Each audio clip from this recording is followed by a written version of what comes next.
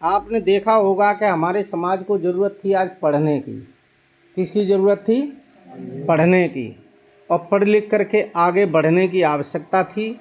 लेकिन बशर्ते हमारा समाज आगे बढ़ने की कोशिश करता, हमारा समाज पढ़ता, इससे हट करके आज जितना बैकवर्ड और अनुसूचित जात के लोग हैं वो सब कहीं मंदिर में भाग रहे हैं, कहीं सत्संग के नाम पर हत्याएं हो रही हैं, कहीं कांवड़ ढो रहे हैं। लेकिन जिन लोगों ने ये सब प्रचारित किया उन लोगों के बच्चे आपको इन सब कामों में एक भी ढूंढे से नहीं मिलेंगे। और हम सब लोग गरीबी में, हमने देखा है जब ट्रेन में हम आते हैं, अप डाउन हमारी पोस्टिंग है जहाँ, वहाँ से आते हैं, देखा हमने लोग अपने थैले में लाई रखेंगे, चना रखेंगे और पता नहीं क्या क्या रखेंगे। और जब उनसे पूछो कहाँ जा रहे हो तो साहब देवी मैया के दर्शन करने जा रहे हैं। घर में भूखे हैं, बच्चों पे कपड़े नहीं हैं, पढ़ने के लिए, शिक्षा के लिए पैसे नहीं हैं, मकान बनाने के लिए एक झोंपड़ी है, एक पक्का मकान बनाने को पैसा नहीं है। लेकिन साहब हज़ारों रुपए कर्जा लेकर के कहीं सत्संग में जाएंगे, कहीं कहीं जाएंगे, कहीं ठोकरें खाएंगे, लेकिन पढ़ने लिखने की तरफ हम लोग ध्यान बिल्कुल नहीं देते हैं।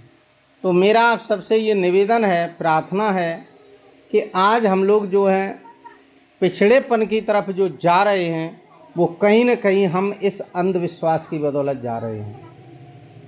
आज इतने मंदिर एक से एक नए बनाए जा रहे हैं जिनमें हम लोग कहीं बांगर के नाम पर, कहीं किसी के नाम पर, कहीं किसी के नाम पर रोज़ भाग दौड़ करते हैं और ये मानते हैं कि इन मंदिरों से हमें कुछ प्राप्त हो जाएगा। लेकिन सच बात यह है कि इन मंदिरों से हमें कुछ भी प्राप्त होने वाला नहीं है, बिल्कुल भी प्राप्त होने वाला नहीं है। हमें जब प्राप्त होगा तो केवल और केवल शिक्षा से प्राप्त होगा। बाबा साहब ने भी यही संदेश दिया था कि सुबह जब आप लोग उठते हैं तो 2 घंटियाँ बजती हैं, एक मंदिर की और दूसरी स्कूल की। एक बच्चा स्कूल जाए और एक प्रतिदिन मंदिर में जाता रहे। तो बहनों, मैं आप सबसे ये पूछ रहा हूँ, इंजीनियर या डॉक्टर या लेखपाल या कानूनगो वो मंदिर वाला बच्चा बनेगा कि स्कूल वाला बनेगा? तो हमें अपने बच्चों को कहाँ भेजना चाहिए, मंदिर में या स्कूल में? स्कूल में भेजना चाहिए। लेकिन आज बढ़ावा किसको मिल रहा है? मंदिरों को। क्यों मिल रहा है? वो सोची समझी रणनीति के तहत ये किया जा रहा है कि हम लोग इन मंदिर में फंसे रहें, पूजा पाठ में फंसे रहें और इन सब चीज़ों में फंसे रहें।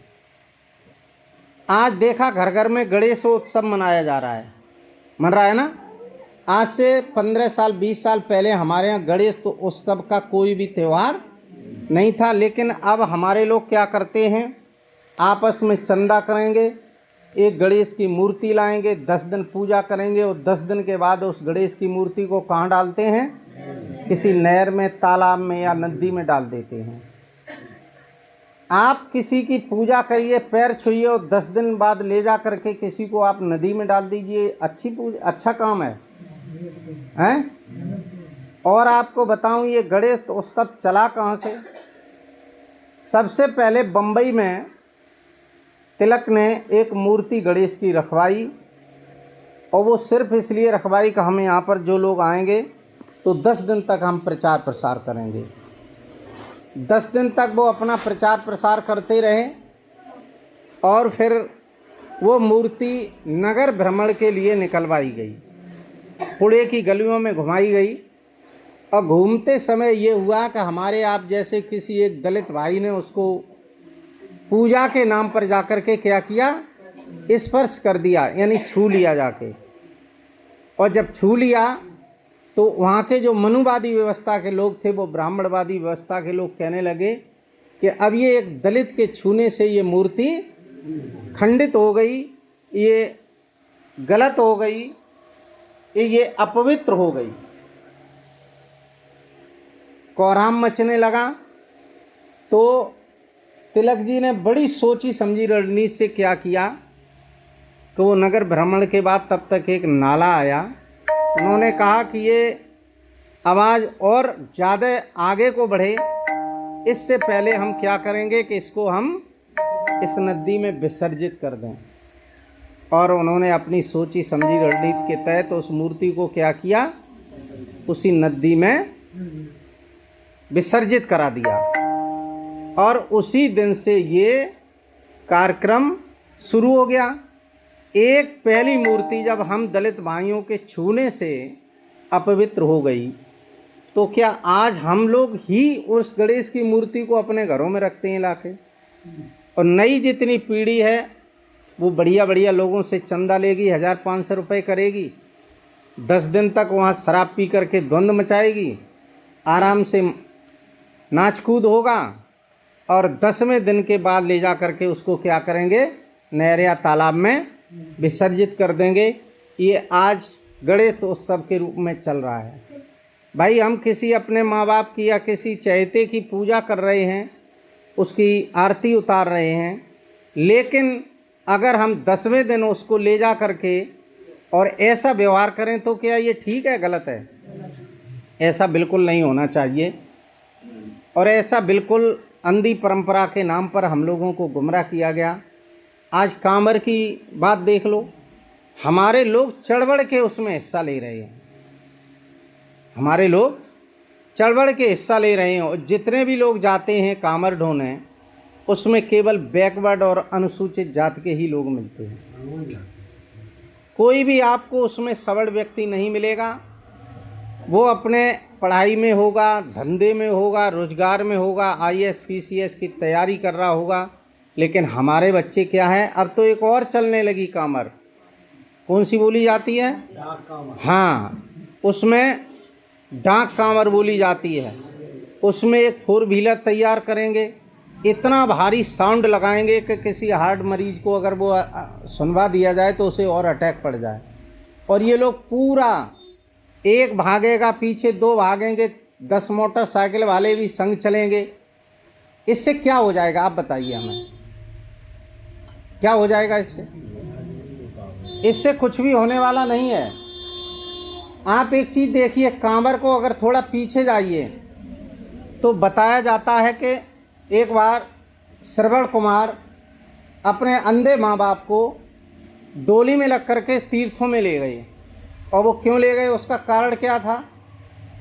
कारण ये था कि उनके माँ बाप अंधे थे और तीर्थों में संत लोग रहते हैं, तो संतों का सत्संग सुनवाने के लिए वो तीर्थों में ले गए थे।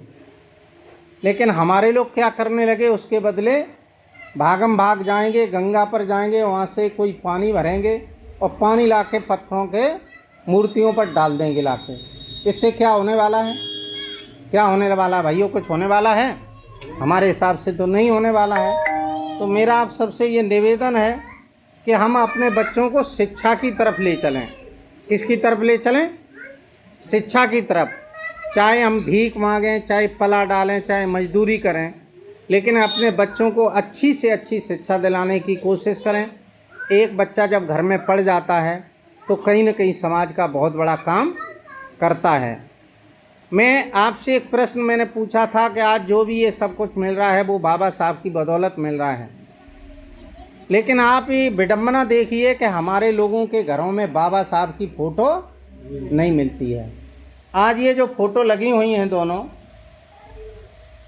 ये फ़ोटो नहीं मंगानी पड़ी। क्यों मंगानी पड़ी? नहीं, अगर घर में पुरानी फ़ोटो होती तो शायद ये नई फ़ोटो नहीं मंगानी पड़ती। और ये एक घर का हाल नहीं है, आप जहाँ भी जाओगे तो और सब भगवान तो मिलेंगे, लेकिन बुद्ध और बाबा साहब जैसे लोग नहीं मिलेंगे। आज सावित्रीबाई फुले ने सबसे पहले 1848 में शिक्षा के द्वार खोले, हमारी बहन बेटियों को पढ़ने का अधिकार दिया, हमारे भाइयों को पढ़ने का अधिकार मिला। जब उन्होंने 1848 में 18 स्कूल पुणे के अंदर खोले, उन्हें ये मनुवादी व्यवस्था के जो लोग थे, उन लोगों ने ज्योतिबा फुले के पिताजी जो गोविंद राव जी थे, उनसे उन्हें घर से निकलवा दिया, मरवाने की व्यवस्था की। और वो जो मारने वाले लोग थे उन्हें पैसा दे करके ज्योतिबा फुले की हत्या करवानी चाहिए। और वो भी जब मारने गए तो ज्योतिबा फुले जी ने ये पूछा कि तुम हमें मारने क्यों आए हो। तो उन्होंने कहा कि हमें इसके बदले 1,000 रुपया दिया गया है। तो उन्होंने कहा कि 1,000 रुपया लेकर के तुम मेरी हत्या कर दोगे, लेकिन तुम्हें ये मालूम है कि तुम कितना गलत कार्य करने जा रहे हो। मैं शूद्रों के बच्चों को पढ़ा रहा हूँ, मैं दलितों के बच्चों को पढ़ा रहा हूँ, चूँकि वो भी दलित थे। और जब दलित शब्द शूद्र शब्द सुना तो उनके कान खुले। उन्होंने कहा कि आप शूद्रों के बच्चों को पढ़ाते हैं कि हाँ। तब भाइयों वो चरणों से गिर पड़े ज्योतिबा फुले के और कहा कि मुझसे बहुत बड़ी भूल हो गई, मैं क्षमा चाहता हूँ, मुझे माफ़ कर दीजिए। तो क्या क्या व्यवस्थाएं आज हम लोगों के साथ में नहीं की गई, बड़ी सोचने समझने की चीज़ है। और आज के इस पढ़े लिखे युग में भी अगर हम बाबा साहब को नहीं पढ़ते हैं तो कहीं न कहीं बहुत बड़ी भूल करते हैं। दूसरा हम आपको बताएं, जहाँ ये हम लोग कार्यक्रम करने जाते हैं, आज तो चलिए शांति पाठ का कार्यक्रम है, परित्राण पाठ का कार्यक्रम है। हर इतवार को हम किसी न किसी गांव में कार्यक्रम करने जाते हैं तो लोग ताश खेलते रहेंगे पूरे दिन, लेकिन हमारा कार्यक्रम सुनने नहीं आएंगे, पड़ोस में ताश खेलेंगे। और अगर ऐसे लोगों से जो पूरा दिन बर्बाद करते हैं ताशों में, उनसे कहो कि भाई थोड़ा बहुत समय का ध्यान रखते हुए समाज का भी काम कर लो, तो जवाब मिलेगा कि हमारे साथ पास टाइम नहीं है। मतलब जवाब वो भी देंगे क्या, हमारे पास टाइम नहीं है। ताश खेलने में पूरा दिन बर्बाद किया, लेकिन अच्छी बात सुनने के लिए उनके पास 10 मिनट का टाइम नहीं है। और पूरा जीवन यूँ ही लोग बिता देते हैं, अपने को नहीं जानने की कोशिश करते हैं। चलिए तुम ईश्वर परमात्मा की तो बात छोड़ दीजिए, कम से कम यही समझ लीजिए जो मेरा जन्म हुआ है तो मैं कौन हूँ। और जो तुम अपने को जानने की कोशिश करोगे तब तो फिर आपको अध्ययन करना ही पड़ेगा। आदमी बगैर विपස්සना के, बगैर साधना के और बगैर अध्ययन के अपने को कभी जान नहीं सकता है।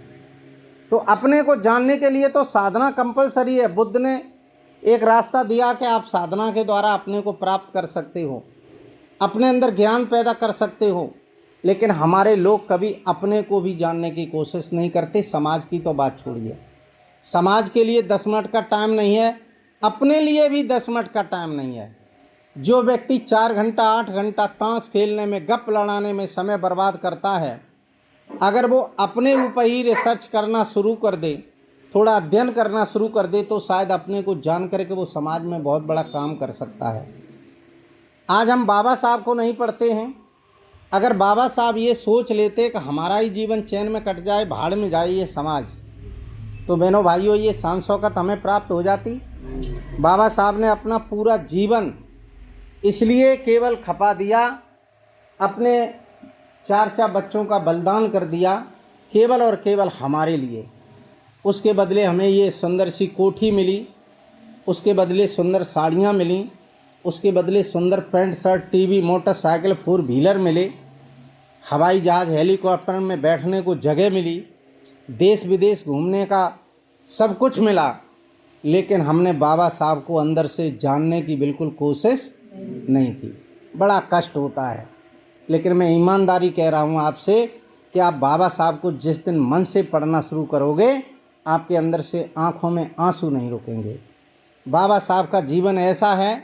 आज मैं आपके सामने खड़ा हूँ, मैं स्वयं में कानूनगो हूँ। वर्तमान में मेरी पोस्टिंग ककोर में है, आज छुट्टी है इसलिए मैं आपके बीच में खड़ा हूँ, वरना ड्यूटी पर परमानेंट देनी पड़ती है, छुट्टी के अलावा कोई टाइम नहीं मिलता है। तो मैं आपसे ये पूछ रहा हूँ, हमारे जैसे लोग ये गरूर करते हैं, घमंड करते हैं कि हम सब पढ़ कर के हम लेखपाल या कानूनगो या डॉक्टर बन गए। लेकिन उन्हें ये पूछिए कि थोड़ा 40-50 साल पीछे चले जाइए, जब तुम्हें पढ़ने का अधिकार ही नहीं था तो तुम डॉक्टर बन कैसे जाते। जब तुम पढ़ ही नहीं पाते तो डॉक्टर कैसे बन जाते। ये तो आप पर कर्ज है बाबा साहब का, ये तो एहसान मानिए बाबा साहब का कि उन्होंने अपना जीवन कुर्बान करने के बाद और आपको ये सब हक अधिकार दे दिए। लेकिन हमें बाबा साहब को पढ़ना चाहिए। हम आज शराब के नाम पर, मीठ के नाम पर हज़ारों रुपए बर्बाद कर देंगे, उल्टे सीधे कामों में हज़ारों रुपए बर्बाद कर देंगे। लेकिन बाबा साहब के नाम पर एक 10 रुपए की किताब कभी अपने घर में खरीद के नहीं लाएंगे। अगर आपके घर में एक संविधान रखा होता, एक बाबा साहब की, बुद्ध की, ज्योतिबा फुले की जीवन चरित्र रखा होता, तो निश्चित हमारे बच्चे, हमारी बहन बेटियां उनको थोड़ा बहुत पढ़ती और पढ़ने के बाद उस पर अमल करती तो शायद हमारे घरों का भी जीवन संभल जाता। लेकिन हम लोग ऐसा बिल्कुल नहीं करते हैं। खैर, ये तो बातें बहुत हैं, चर्चा चलती रहेगी। हम जो ये वीडियो आपके बीच में बना रहे हैं, हमारा एक चैनल है SK शिरोमणि, मेरा नाम है सर्वेश कुमार शिरोमणि पूरा, उसी के नाम का चैनल है। अंग्रेजी के एक एक अक्षर लगे हैं, SK शिरोमणि। तो आप लोग ये पर डे जो आपका वीडियो मैं बना रहा हूँ, ये पर डे वीडियो हम बनाते हैं और उसी चैनल पर डालते हैं। ये वीडियो भी जो मैं आपका बना रहा हूँ, आज शाम को 6 बजे आपका उसी चैनल पर डाल दूँगा। तो आप उसमें ये वीडियो देख सकते हैं, सुन सकते हैं। समाज को जागृत करने के पर डे मैं कोई न कोई वीडियो बनाता हूँ। हमारी एक टीम है 14 लोगों की, पूरी बुद्ध कथा भी हम लोग कहते हैं 8 दिन, 10 दिन, 5 दिन, 2 दिन, 4 दिन की। तो उस बुद्ध कथा में भी जितने चरित्र हम लोग उसमें झांकी के रूप में दिखाते हैं, वो सभी इस कथा के रूप में हम डालते हैं इस चैनल पर। तो आप लोग SK शिरोमणि चैनल, उसमें कोई आपका पैसा नहीं लगेगा। एक अच्छी सोच के विचार, अच्छे लोगों के विचार आपके बीच में जो हम लोग दे करके समाज को बदलने का काम कर रहे हैं, वो सारे विचार आपको मिलेंगे। तो एक वीडियो प्रतिदिन आपको मिलता है, तो अगर उसे सब्सक्राइब करके ऑल का बटन दबा दोगे, घंटी वाला, तो निश्चित तरीके से ये सब वीडियो आपके पास पहुंचते रहेंगे और आपको समाज जागृत करने की कुछ बातें मिलती रहेंगी प्रतिदिन।